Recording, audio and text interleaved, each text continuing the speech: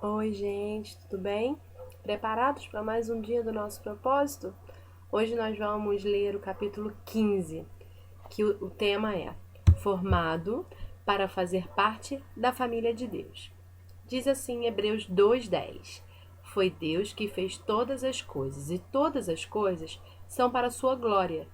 Ele quis que muitos filhos compartilhassem sua glória. E em 1 João 3:1 lemos: Vejam com que grande amor o Pai Celeste nos ama, pois ele consente em que sejamos chamados seus filhos, e verdadeiramente nós somos. Que legal, né? Que a gente pode ser chamado como filho de Deus e tomar posse de tudo aquilo como herdeiros do nosso Pai. Vamos lá? Você foi formado para fazer parte da família de Deus. Deus quer uma família e criou você para fazer parte dela. Esse é o segundo propósito de Deus para a sua vida, o qual foi planejado antes que você nascesse. Toda a Bíblia revela a história de Deus formando uma família que irá amá-lo, honrá-lo e reinar com ele para sempre. Ela diz: seu plano imutável sempre foi adotar-nos em sua família, conduzindo-nos a si mesmo por meio de Jesus Cristo, e isso lhe trouxe grande satisfação. Deus é amor, por isso ele dá imenso valor aos relacionamentos. A própria natureza de Deus é relacional, pois ele identifica a si mesmo em termos familiares: Pai, Filho e Espírito Santo. A Trindade é um relacionamento de Deus consigo mesmo. É o padrão perfeito para uma relação harmoniosa e devemos estudar suas implicações. Deus sempre existiu vivenciando um relacionamento amoroso consigo mesmo. Logo, ele nunca esteve só. Ele não precisava de uma família, mas desejou ter uma. Ele concebeu um plano que consistia em nos criar, adotar-nos em sua família e dividir conosco tudo que ele possui. Isso dá a Deus um enorme prazer. A Bíblia diz: foi para ele um dia feliz quando ele nos deu a nossa vida nova por meio da verdade da sua palavra e nos tornamos, por assim dizer, os primeiros filhos da sua nova família. Quando depositamos nossa fé em Cristo, Deus torna-se nosso Pai. Nós nos tornamos seus filhos. Os outros cristãos tornam-se nossos irmãos e irmãs, e a igreja torna-se nossa família espiritual. A família de Deus inclui todos os fiéis do passado, do presente e do futuro. Cada ser humano foi criado por Deus, mas nem todos são filhos dele.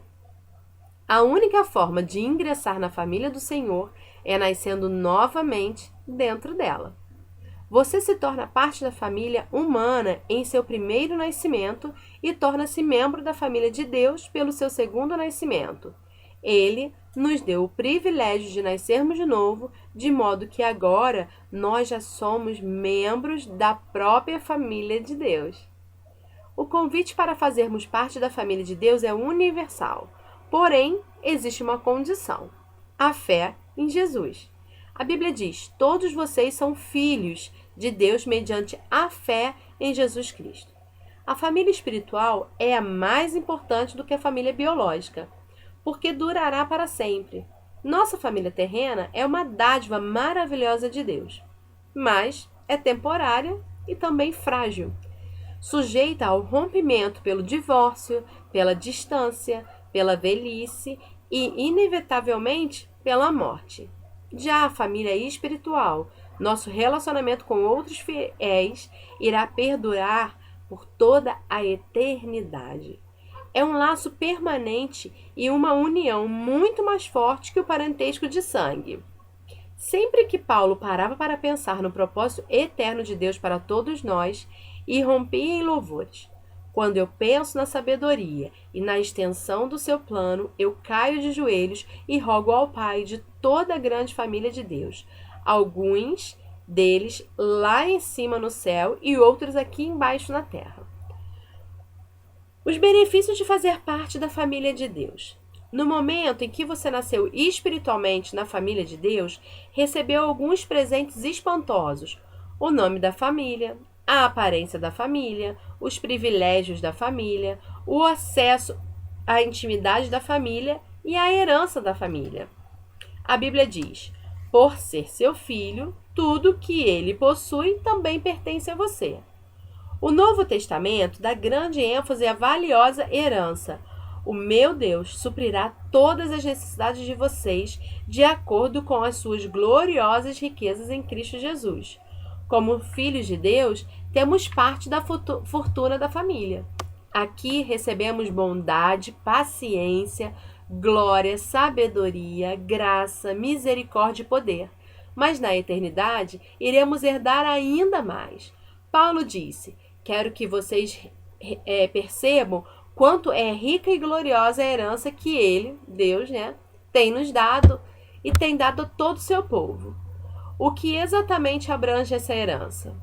Primeiro, seremos levados deste mundo a fim de estar com Deus para sempre.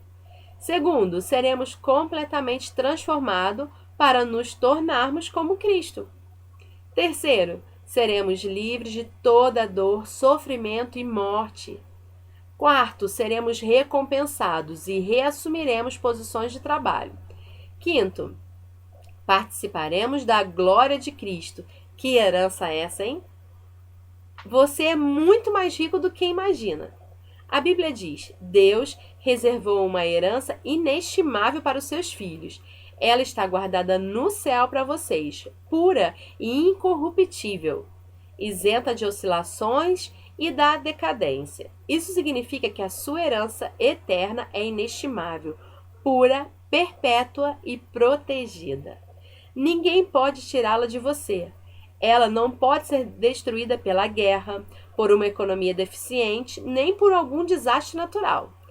É por essa herança eterna e não pela aposentadoria que você deve ansiar e se esforçar. Paulo diz: tudo o que fizerem, façam de todo o coração, como para o Senhor, e não para os homens, sabendo que receberão do Senhor a recompensa da herança. Aposentar-se é uma meta sem grandes perspectivas. Você deveria estar vivendo à luz da eternidade. Batismo, identificando-se com a família de Deus. A família saudável tem orgulho de si mesma e seus membros não se envergonham de serem reconhecidos como parte dela. Infelizmente, conheci muitos cristãos que, ao contrário do que Jesus ordenou, jamais se identificaram publicamente com sua família espiritual, ou seja, não foram batizados. O batismo não é um ritual facultativo que possa ser postergado. Ele significa sua inclusão na família de Deus e anuncia publicamente ao mundo: eu não tenho vergonha de ser parte da família de Deus. Você já foi batizado? Jesus ordenou que esse belo ato fosse realizado por toda a família. Ele nos disse: vão e façam discípulos de todas as nações, batizando-os em nome do Pai, do Filho e do Espírito Santo. Durante anos, esforcei-me para entender por que a grande comissão de Jesus deu ao batismo a mesma importância das grandes missões de evangelismos e edificações. Por que o batismo é tão importante? Então, percebi que é por simbolizar o segundo propósito de Deus para a nossa vida, a participação na família eterna de Deus. O batismo é pleno de significado. Ele declara sua fé, comunica a morte e ressurreição de Cristo, simboliza a morte para a antiga vida e anuncia sua nova vida em Cristo, além de celebrar sua inclusão na família de Deus. O batismo é a representação física de uma verdade espiritual. Ele representa o que aconteceu no instante em que Deus o trouxe para sua família.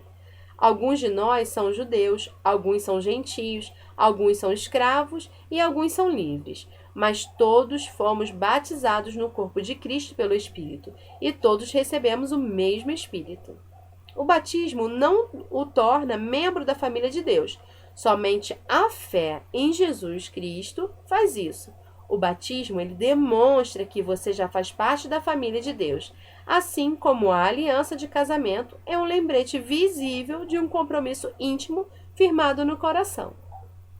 É um ato de iniciação e não algo que você deva protelar até estar espiritualmente maduro. A única condição bíblica é crer. No Novo Testamento, as pessoas eram batizadas assim que criam.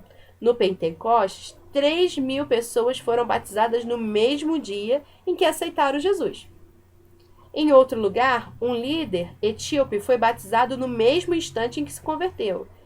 Paulo e Silas batizaram um carcereiro filipense e sua família à meia-noite. Não há nenhum caso de batismo postergado no Novo Testamento. Se você ainda não foi batizado como expressão de sua fé em Cristo, faça isso o mais rápido possível, como Jesus mesmo ordenou. O maior privilégio da vida. A Bíblia diz: Jesus e as pessoas que ele santificou pertencem todos à mesma família. Por isso, ele não se envergonha de chamá-los irmãos e irmãs. Deixe essa verdade maravilhosa penetrar em você. Você faz parte da família de Deus. E pelo fato de Jesus tê-lo feito santo, Deus tem orgulho de você. As palavras de Jesus foram as seguintes, de acordo com Hebreus 2:11, que diz: Ora, tanto que santifica quanto ao que são santificados provém de um só. Por isso, Jesus não se envergonha de chamá-los irmãos e irmãs. Assim está em Hebreus 2:11. Ser incluído na família de Deus é a maior honra e o maior privilégio que se pode receber. Não há nada que se compare. Sempre que você se sentir insignificante, desprezado ou inseguro, lembre-se daquele a quem você pertence. Hoje, o tema para nossa reflexão é: fui formado para pertencer à família de Deus. O versículo está em Efésios 1:15, que diz: seu plano imutável sempre foi adotar-nos em sua família, conduzindo-nos a si mesmo por meio de Jesus Cristo. E uma pergunta: como começar a tratar os outros cristãos como membro de minha família? Quero te agradecer por você ter ficado aqui assistindo esse vídeo e te dizer que amanhã teremos mais. E o tema de amanhã é o que realmente importa. Acho muito importante sabermos o que realmente importa, não é verdade? Muito obrigada por você ter ficado aqui conosco. Que Deus abençoe você e a sua casa.